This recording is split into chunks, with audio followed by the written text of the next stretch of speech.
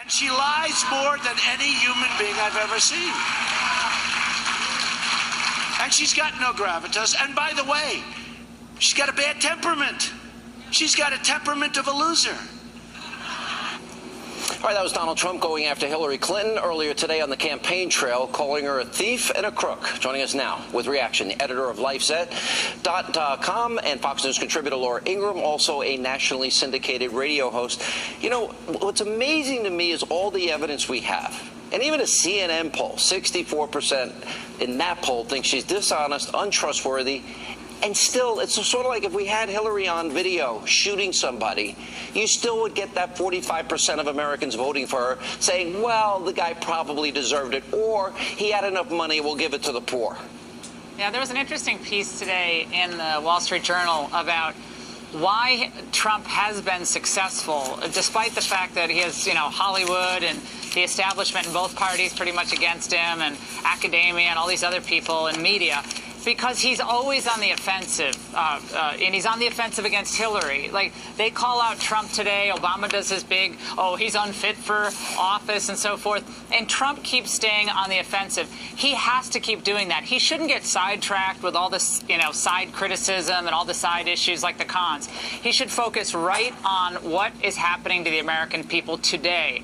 And the service of our soldiers should be extolled and elevated always. But he has to focus on the American economy and a strong, forward-looking foreign policy. He does that, he's going to win this election. If he gets sidetracked, he's not. 97 days to go. I agree with you. I think that if he stays focused on jobs, the economy, and protecting the homeland, stay away from all this other stuff. And by the way, there are surrogates that want him to win. I want him to win. You want him to win. Yeah. I don't want Hillary to be president.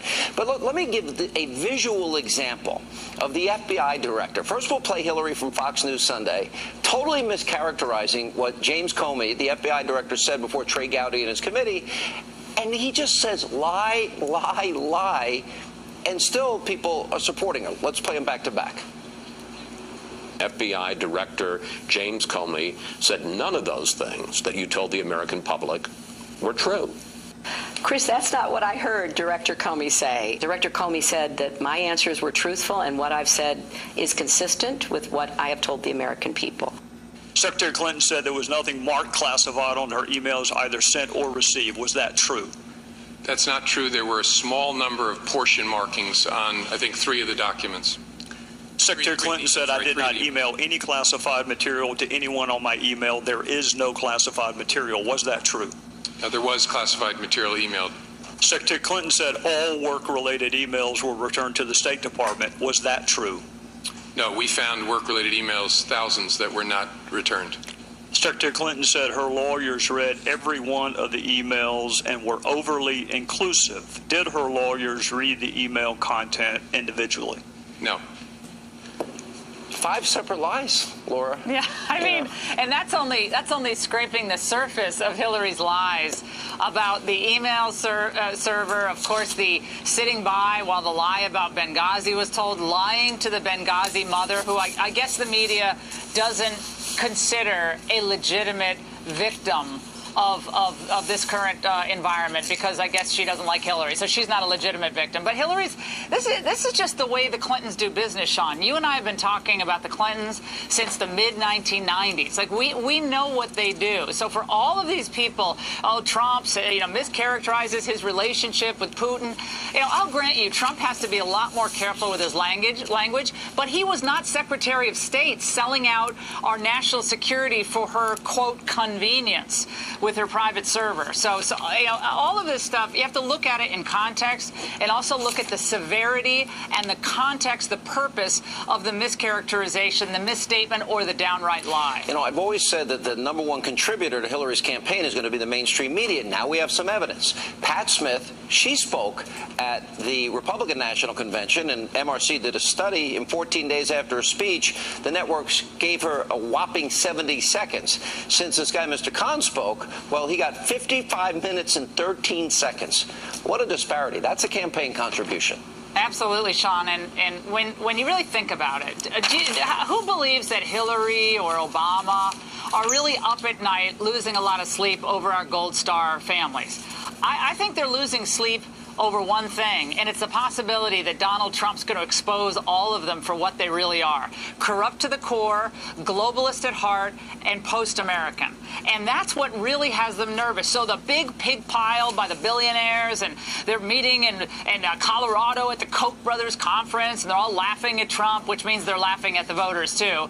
And I think that's what really has these people agitated. So every little comment of Trump, the baby's crying, he's against babies, you know, he's against Muslims. I mean, the whole thing is patently ridiculous. The country's going down the tubes. They know they've presided over the decline. They have no defense over the substantive arguments of immigration, trade, the refugee policy. Substance. It's got to be jobs, the economy, and protecting the homeland. Let me ask you this. So we have more resignations over at the DNC. Now, these emails revealed a lot. Racial slurs, gay slurs, misogynistic language, and an entire anti-Semitic strategy for Democratic voters in Kentucky and West Virginia. You and I both know if Trump did this, or the RNC did it, it would never end. How does Hillary not only skate on this, but then she hires Wasserman Schultz?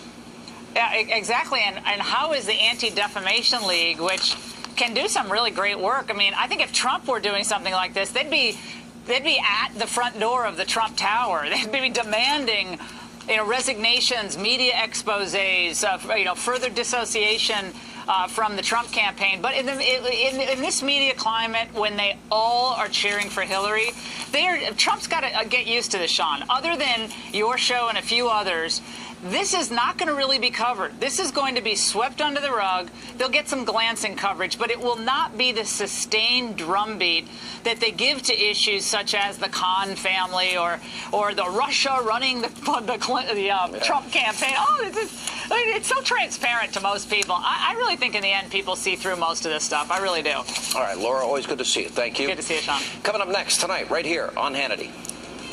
I think this is something that was honestly blowing hugely out of proportion, because he first of all said the Khan family looked like amazing people in that interview, which for whatever reason never wants to get reported.